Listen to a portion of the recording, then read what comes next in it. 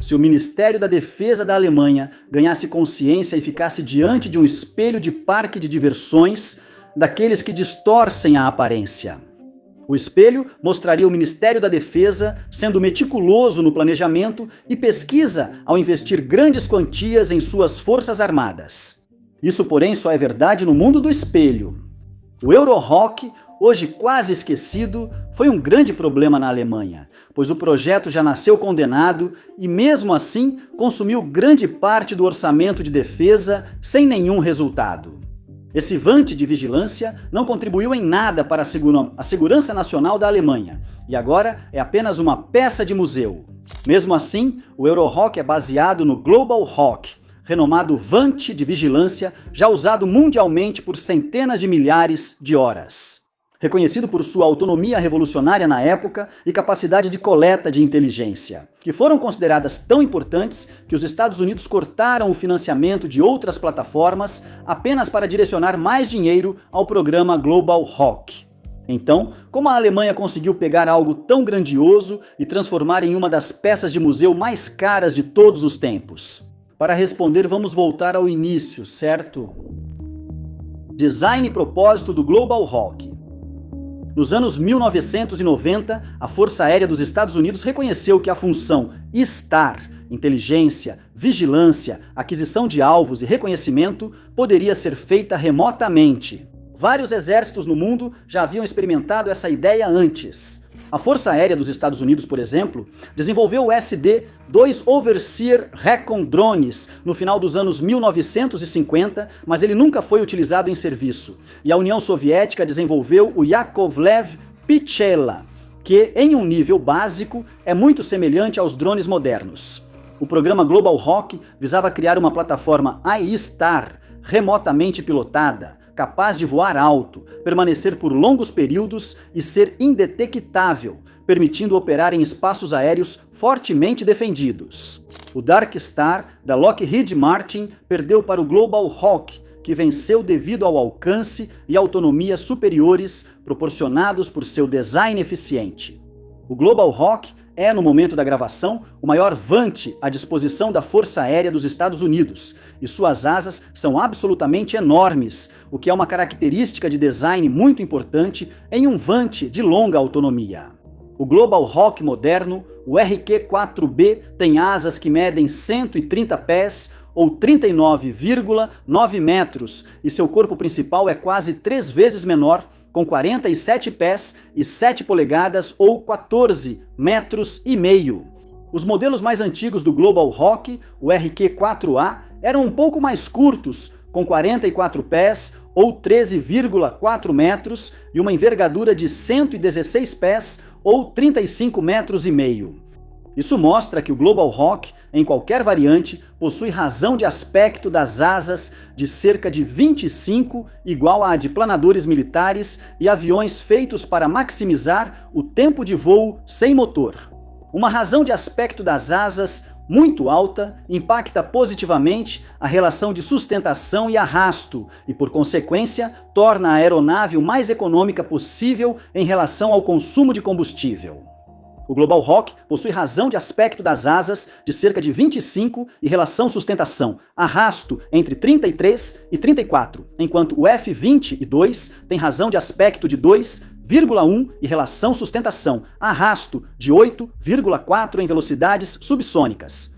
Simplificando, a física diz que quanto maior a envergadura, maior a autonomia, mas menor a manobrabilidade.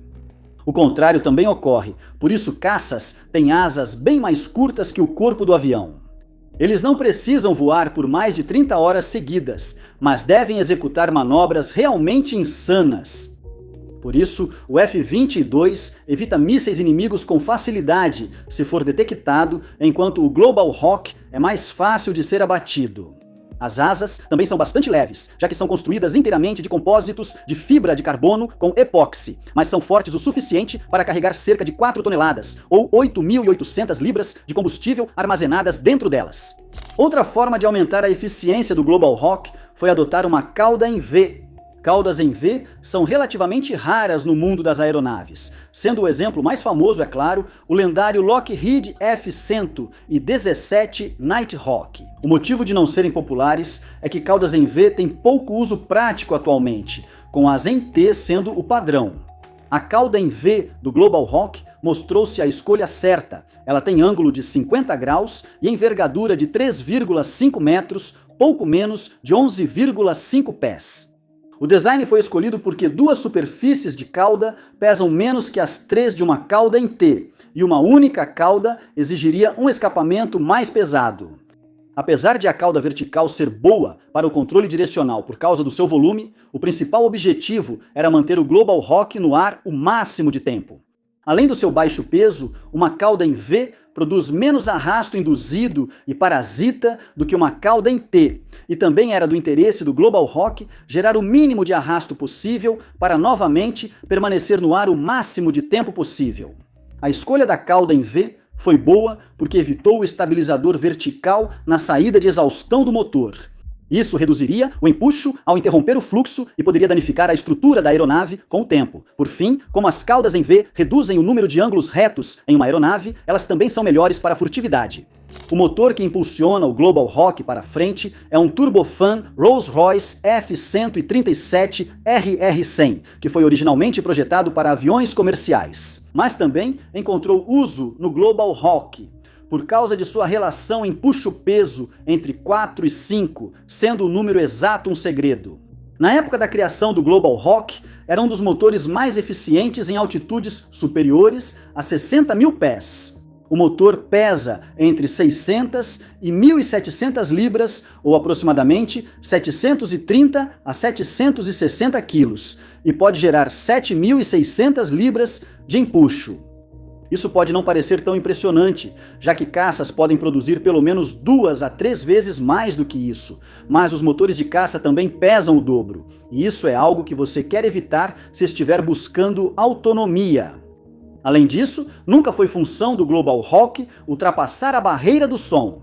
Na verdade, o RQ-4B, a segunda geração do Global Hawk, só pode atingir uma velocidade máxima de 391 milhas ou 629 km por hora, enquanto sua velocidade de cruzeiro é cerca de 90% disso. A primeira versão do Global Hawk, o Block 10, pesava 6,7 toneladas, 14.800 libras, enquanto as versões seguintes, blocos 20, 30 e 40, não pergunte por que não usaram 1, 2, 3 e 4, pois não sabemos. Pesam 6,8 toneladas ou apenas 50 libras a menos de 15 mil libras. No entanto, esse é apenas o peso vazio, já que o Global Hawk pode carregar mais 3.000 libras ou, no caso das variantes mais antigas, 2.000 libras de peso. Esse número não se refere a armamentos, pois o Global Hawk, assim como a ONU, está aqui apenas para observar, enquanto atrocidades das quais ninguém fala são cometidas, equipado com toneladas de sensores e radares. Conjunto de sensores. Saber o que ocorre a mais de 18 mil metros abaixo é o que determina o sucesso ou fracasso de uma plataforma e estar. Os sensores dos Global Hawks Block 10 e 20 têm a mesma capacidade, mas os Block 20 maiores e com capacidade para mais de 450 kg extras receberam radares e sensores superiores. Ambos os blocos tinham radar de abertura sintética e sensores eletroópticos e infravermelhos. Um radar de abertura sintética, conhecido como SAIR, é extremamente importante para o mapeamento de terreno, pois cria reconstruções de paisagens em 2 e 3 dimensões. Embora possam ficar estacionários, geralmente são montados em aeronaves ou espaçonaves, esses radares dependem do movimento da antena para obter detalhes precisos do terreno abaixo. O radar dos Global Hawks cobre até 138 mil quilômetros quadrados por dia em modo de busca, aproximadamente o tamanho do Tajiquistão. Ou, se você quiser uma comparação mais próxima, o Global Hawk pode vasculhar toda a Inglaterra e Porto Rico em um dia. O radar específico em questão é chamado de Hughes Integrated Surveillance and Reconnaissance, ou simplesmente HISR.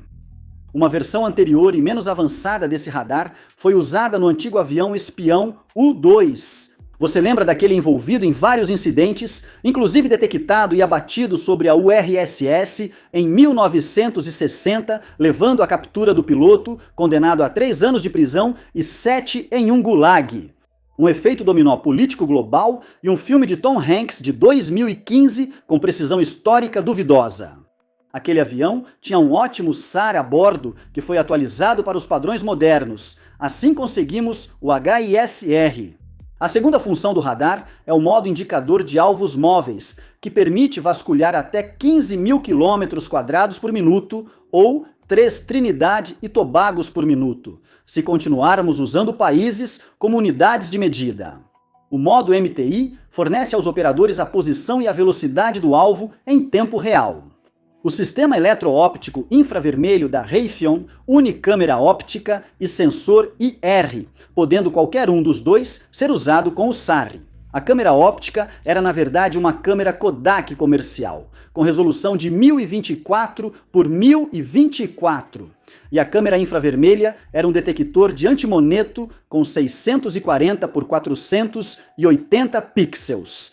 Nenhuma delas era realmente qualificada para escanear o solo de forma eficaz a 20 km de altitude. Para resolver isso, os engenheiros acompanharam as câmeras IR e EO com um telescópio refletor fixo com um divisor de feixe. Como nenhuma das câmeras tem largura de pixel suficiente para fornecer imagens suficientemente nítidas a partir de uma única exposição a essa distância, o telescópio escaneia o solo continuamente enquanto um espelho interno varre e congela as imagens no sensor.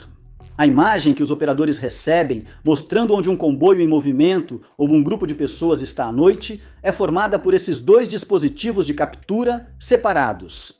O espelho do telescópio se reajusta 30 vezes por segundo, bem mais rápido que o piscar de um olho. O Global Hawk Block 30 trouxe um sensor SIGINT. SIGINT, ou inteligência de sinais, refere-se a sinais eletromagnéticos gerados por sistemas militares de comunicação e vigilância.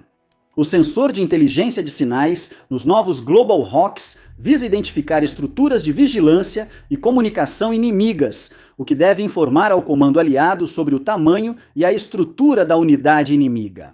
Agora, antes mesmo de chegarmos ao Block 40, que é quando as capacidades de vigilância do Global Hawk se tornaram realmente impressionantes, mas também realmente preocupantes, se você valoriza privacidade e liberdade, é importante destacar o quanto o Global Hawk já era incrível quando chegou pela primeira vez. Mesmo antes de ser oficialmente introduzido em serviço, ainda na fase de engenharia e fabricação, o Global Hawk foi enviado ao Afeganistão para ser usado na guerra ao terror. O sistema foi útil ao localizar membros da Al-Qaeda e Talibã, fornecendo dados para ataques contra eles. Ele deu aos comandantes consciência situacional de alta qualidade, quase em tempo real, e permitiu rastrear e focar em alvos para ataques precisos. O Global Hawk mostrou seu valor antes mesmo de estar finalizado. Alguns Global Hawks do Bloco 20 foram totalmente removidos da função ISTAR, foram adaptados como nós de comunicações aéreas do campo de batalha, tornando-se grandes roteadores voadores. Era uma grande responsabilidade, pois em algumas situações os Global Hawks eram o único elo entre os homens em terra e seu comando ou uma aeronave de apoio aéreo aproximado. Transformando os Global Hawks em nós de comunicação, os engenheiros da Northrop Grumman mostraram que o projeto é altamente modificável. O Global Hawk Block 40 representa o auge do design dessa plataforma devido ao seu sistema de radar. O bloco mais novo introduziu o MPR-TIP, que é um sistema de radar modular, ativo e com varredura eletrônica por matriz em fase.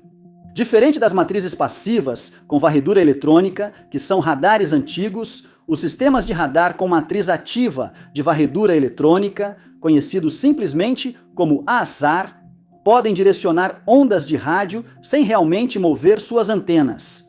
Eles podem direcionar feixes de frequências diferentes simultaneamente. Diferente dos radares passivos, que emitem só um feixe de ondas por vez, isso torna a aeronave mais furtiva, pois as emissões do radar são bem mais difíceis de detectar. Porém, esse não era o foco da atualização. Para ser sincero, a furtividade nunca foi tão relevante para o Global Hawk.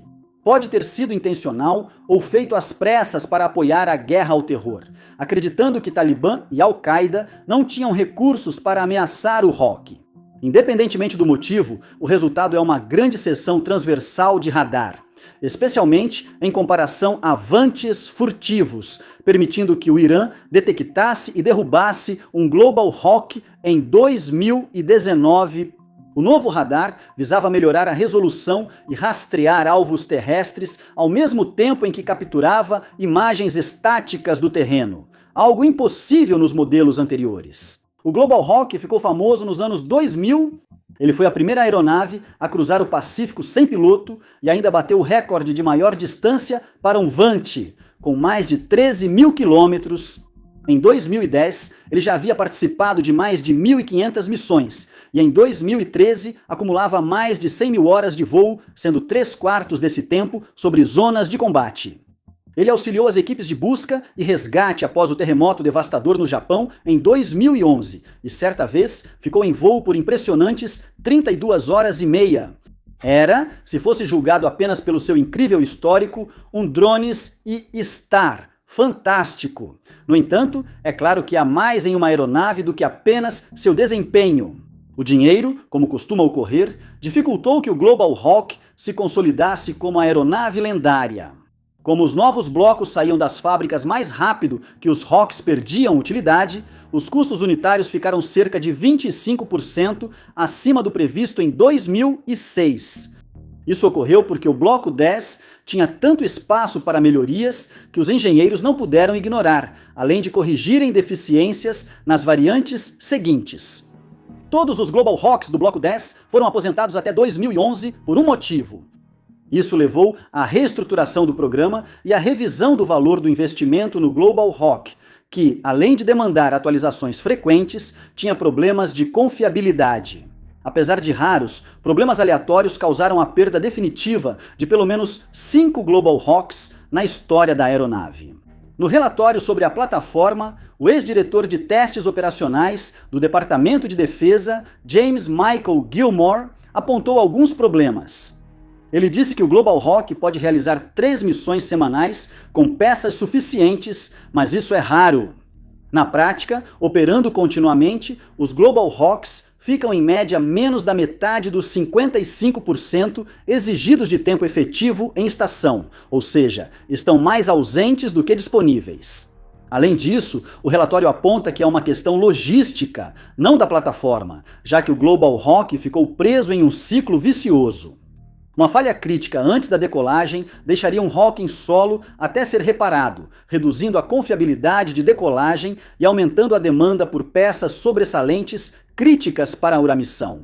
Essas peças eram usadas mais rápido do que produzidas, pois a manutenção do Global Hawk superava a capacidade de reparo da Força Aérea. Então, uma máquina pode realmente ser boa ou considerada crítica para a missão se estiver disponível por menos de 1/3 do tempo? Essa pergunta foi feita com razão e respondida pelo secretário de Defesa, que certificou o equipamento como crítico para a segurança nacional, pois, apesar dos problemas de confiabilidade, não havia alternativa semelhante por um custo melhor. O U-2 era a alternativa mais próxima na época e custaria 220 bilhões de dólares a mais por ano para realizar as mesmas missões, além de não poder carregar os mesmos sensores. E enquanto os Estados Unidos lutavam nesse ponto específico para manter o Global Hawk no ar, a Alemanha entrou na jogada e decidiu complicar ainda mais as coisas. O fiasco do Eurohawk. Enquanto o Global Hawk provava seu valor no Afeganistão, a Marinha da Alemanha estava presa ao Breguet 1150 Atlantic como sua única aeronave de vigilância eletrônica. E a ideia de substituir uma aeronave grande e antiga por uma mais jovem, menor e com maior autonomia era realmente muito tentadora. Em 2009, a primeira célula do Eurohawk saiu da linha de montagem. Ela parecia idêntica ao Global Hawk. A Alemanha instalaria seus sensores e pintaria novamente, mas, no geral, os dois Vantes eram idênticos.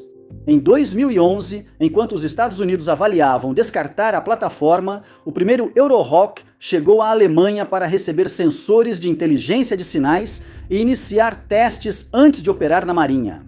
O que poderia dar errado, você deve estar pensando? Bem, muita coisa. Por exemplo, o ministro da Defesa pode comprar uma plataforma que não pode voar legalmente na Europa por causa das regras do espaço aéreo. Thomas de Maizière, que foi o responsável pela ideia do Eurorock, sabia em 2011 que o famoso VANT simplesmente não poderia ser autorizado a voar nos céus europeus. Mas isso não o impediu de investir 480 milhões de euros no projeto, o que equivale a cerca de 668 milhões de euros hoje, ou um pouco mais em dólares. Isso logo se mostraria um erro desastroso. Para obter autorização para decolar na Europa, um veículo aéreo não tripulado deve voar com segurança em espaço aéreo controlado junto a aeronaves pilotadas. O Eurorock falhou nesse requisito de duas formas. Não cumpria o STANAG 4671 da OTAN, exigência de aeronavegabilidade para aeronaves não tripuladas. Primeiro, esse acordo exige que todas as aeronaves não tripuladas que sobrevoam a Europa, militares ou comerciais, tenham proteção contra gelo e iluminação específica. O Eurorock não possuía nenhum desses itens. O segundo requisito é um sistema de detecção e evasão a bordo, para prevenir colisões. O Eurorock também não tinha esse sistema. A única forma do Eurorock operar era a Alemanha ou outro país fechar parte de seu espaço aéreo ao tráfego, garantindo a segurança de todos. Isso simplesmente não era uma opção para a Alemanha, já que o país da Europa Central frequentemente se encontra com milhares de aviões comerciais em seu espaço aéreo o tempo todo. Isso causou bastante tumulto no espaço político alemão, já que logo se soube que o ministro da Defesa sabia disso antecipadamente. O mesmo ministro seria posteriormente removido do Ministério da Defesa e nomeado ministro do Interior por questões políticas. Mas os horrores estavam longe de acabar. Durante testes no espaço aéreo restrito da Alemanha, surgiram problemas no controle de voo que o país não conseguiu resolver. Mesmo assim, o Eurorock quebrou o recorde de resistência ao voar por 25 horas no espaço aéreo europeu, tornando-se o voo mais longo de um VANT na Europa até então. Após 2 anos, sendo a maior parte com o Eurorock em um hangar, relatou-se que certificar o VANT custaria mais de 600 milhões de euros, elevando o preço total para mais de 1 bilhão. A Northrop Grumman deveria fornecer documentos técnicos para a Agência Europeia de Segurança da Aviação certificar o Eurorock, mas supostamente se recusou a fazê-lo. 2 dias após o relatório, o governo alemão cancelou rapidamente o Eurorock e o deixou permanentemente em solo. O custo total do projeto ao ser encerrado foi de 562 milhões de euros. Quer dizer, não é o fim do mundo, certo? É só o dinheiro suado do trabalhador indo pelo ralo, e existem outras plataformas certificáveis por aí. Uma delas é o M4C Triton, o irmão mais novo, mais moderno e, no geral, melhor do Global Hawk. Após o cancelamento do Eurorock em 2013, o Ministério da Defesa avaliou o Triton e assinou acordo com a Marinha dos Estados Unidos para testar o sistema de vigilância alemão, originalmente criado para o Eurorock. O sistema é, aliás, sério? Chama-se ISIS, que significa Sistema Integrado. Esses testes ocorriam em 2014, tornando o nome muito infeliz ou um ótimo exemplo da importância de seções para criar nomes de sistemas. Não se pode chamar isso de ISIS. Integrar o ISIS aos drones Triton custaria cerca de 255 milhões de euros, mas isso é só a parte da integração. A Alemanha ainda teria que adquirir os Tritons, e a Marinha dos Estados Unidos estimou cerca de 600 milhões de euros, 648 milhões de dólares, por 3 Tritons, sem impostos ou taxas alfandegárias. O Triton acabou sendo descartado por causa do custo, já que a conta final seria quase a mesma do que se a Alemanha realmente tivesse pago para adaptar o Eurorock aos padrões europeus. Após o fracasso do Triton, a Alemanha desistiu de usar um VANT nas funções de vigilância e de patrulha marítima. Em vez disso, em 2021, o país encomendou o P-8 Poseidon da Boeing, uma aeronave tripulada muito maior, mas também capaz de realizar guerra anti-submarino e anti-superfície, além de sua função ISAR, já que pode transportar torpedos, mísseis antinávio e várias outras armas. A Alemanha encomendou 8 Poseidons por 1,31 bilhão de dólares, ou cerca de 1,5 bilhão de euros. O que significa que a tentativa da Alemanha de reforçar sua marinha custou mais de 1,7 bilhão de euros, ou 1,9 bilhão de dólares. Corrigido pela inflação, isso passa de 2 bilhões de dólares atualmente. Então, mais ou menos na mesma época, a Alemanha decidiu que queria um projeto próprio para substituir os 8 Poseidons no futuro, e foi assim que o projeto Pegasus começou. Significando Sistema Persistente Alemão de Vigilância Aérea, o programa é baseado no jato executivo Bombardier Global. 6.003 deles estão sendo fabricados atualmente. Novamente, não é um Vant, mas pelos relatos, é uma aeronave capaz que atraiu grande interesse da Força Aérea Real. O programa Pegasus, no entanto, vai custar mais 1,54 bilhão de euros, 1,76 bilhão de dólares, e esses números são o que os alemães estão cansados de ouvir. No total, e sem considerar a fase de testes do Triton, nem a possível produção do Pegasus, a Alemanha terá pago 3,24 bilhões de euros, ou 3,66 bilhões de dólares, para substituir uma pequena frota de aviões Breguet 1150.